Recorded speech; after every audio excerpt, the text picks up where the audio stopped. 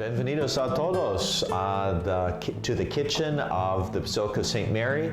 Today we're going on a journey to Spain, where we're celebrating Feast of Saint James Santiago in Old Spanish. Might be familiar with the Camino, which celebrates the pilgrimage journey to his relics in Santiago de Compostela in Spain, in the Galicia region.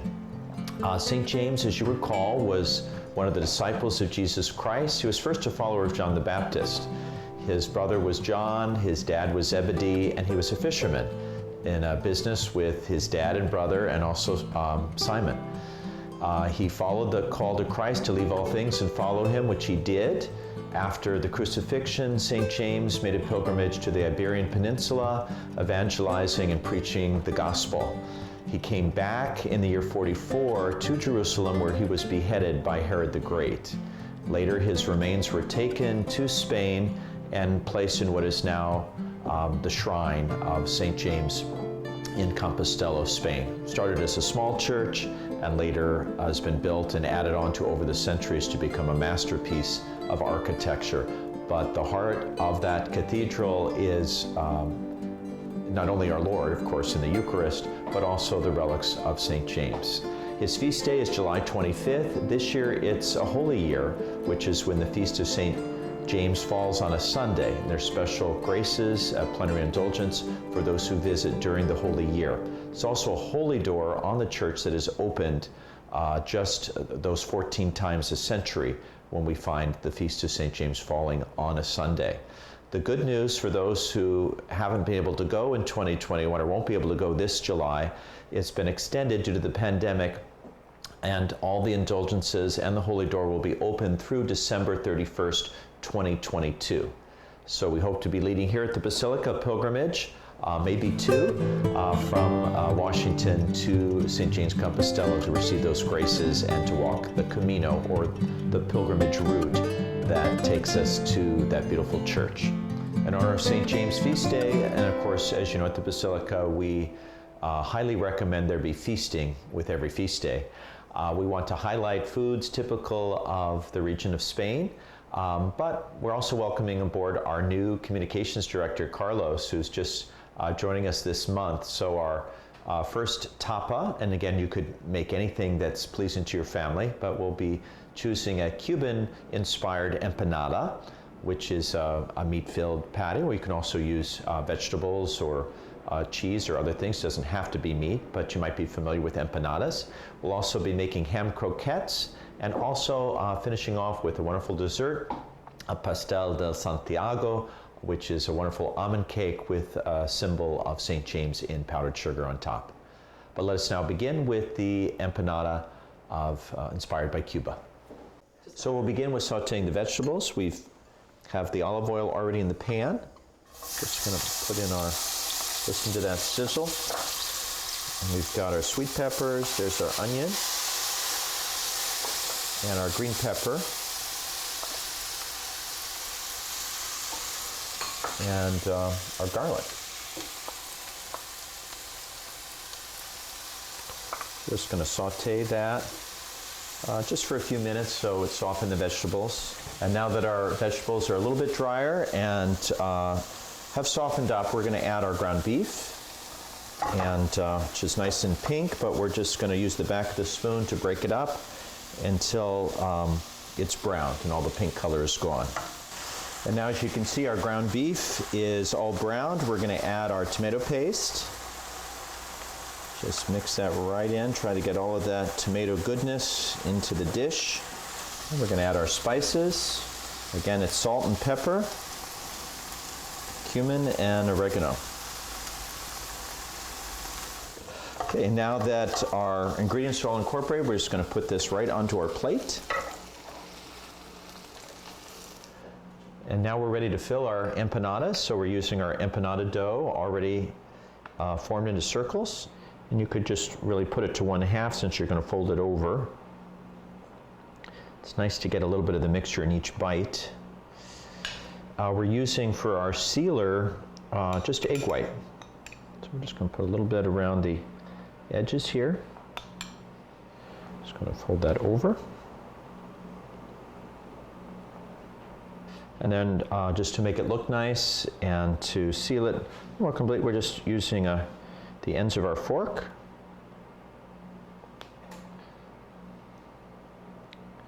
It's form and function, sealing and adding beauty.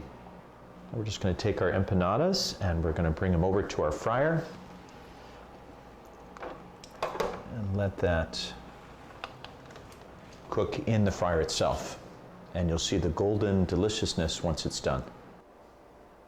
Now our next tapa is called the croquettes de Jamón Serrano, but we're going to use, instead of hard to find and sometimes expensive Serrano ham, we're going to use ordinary ham that actually comes pre-diced. Pro tip. We're going to use our olive oil and melt our butter in with the oil. So 2 different kinds of fat.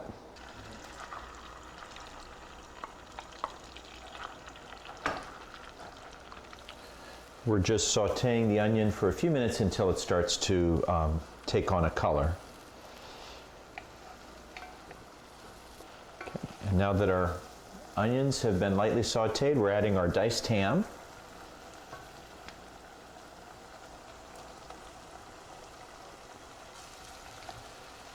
And then to that we're going to add a pinch of nutmeg. What we're really doing is turning this stiff mixture into a batter for our croquettes.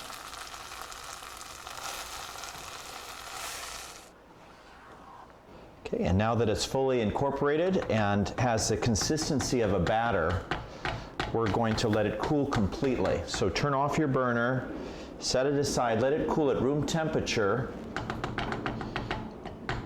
and we're going to allow it to do that, and we'll be right back with you. To allow our ham croquette dough to cool completely, we're going to put it in the refrigerator, and first we're going to cover it with some wax paper to avoid any skin that might form there. And now that our ham croquette batter is completely cooled, we're going to shape it into kind of small log shape, and you can use 2 spoons. You could also use your hands to do it, but you'll pay for that later with the egg mixture and breadcrumbs kind of sticking to your hands. We're just going to put this right into our flour, and that will adhere to our dough. Shape a little bit, and then from here we're going to go into our egg batter, well, just egg mixture, and then from there into our panko breadcrumbs. I'm just going to put that on top. Okay, and now we're ready to fry our croquettes. So I'm using a small Cuisinart fryer.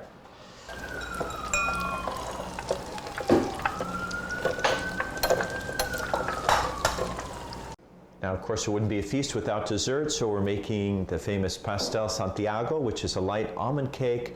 Might have been served to pilgrims after making the Camino, but a wonderful treat that you can enjoy not only on his feast day, but hopefully other occasions as well. First thing we're going to do is stir together our eggs. We're using 4 whole eggs, and also our sugar, which is 1 1/4 cups of sugar. Just going to put those together and incorporate those 2 ingredients. Okay.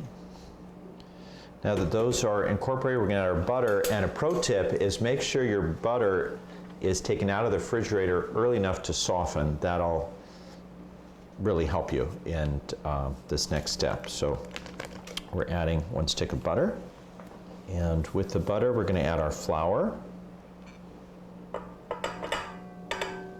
and our baking powder, and also our water, important not to forget. Okay, and now that these ingredients are well combined, we're going to add our almond flour. And we're going to also add our lemon zest, our wonderful lemon zest. And we're just going to stir that until it's combined.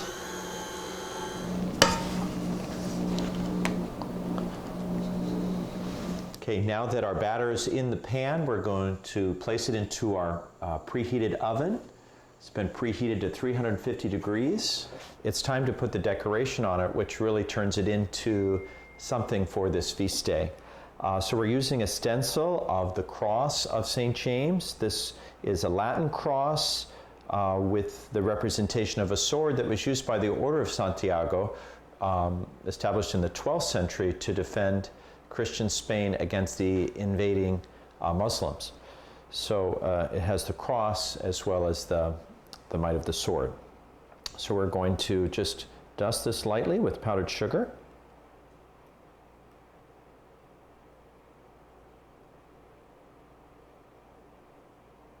Gently. And we have the design there of the cross of Santiago. Again, thank you for joining me today as we celebrate our faith, our Catholic faith, and our culture through worshiping God, trying to imitate the zeal of the saints, the good example they give us of prayer and action, to live our faith in our own country with that same ardor that comes from the Holy Spirit rooted in Jesus Christ. I hope you enjoy celebrating the Feast of the Saints in this culinary way, but also in worshiping God. Now this year, St. James Feast, July 25th, falls on a Sunday, as I mentioned, which makes it a holy year. So maybe you'll hear St. James reference, but our Mass will be for the Sunday, unless you happen to be in Compostela on July 25th. Well, let's hope we can meet there on a pilgrimage this coming spring or summer, remembering the graces of the holy year continue. And anytime we also seek to imitate the saints, especially the great apostles. The word apostle means to be sent, and because of our baptism, each of us is also sent to bear the grace, truth, and love of Jesus in our own time. May God bless you. Buon provecho.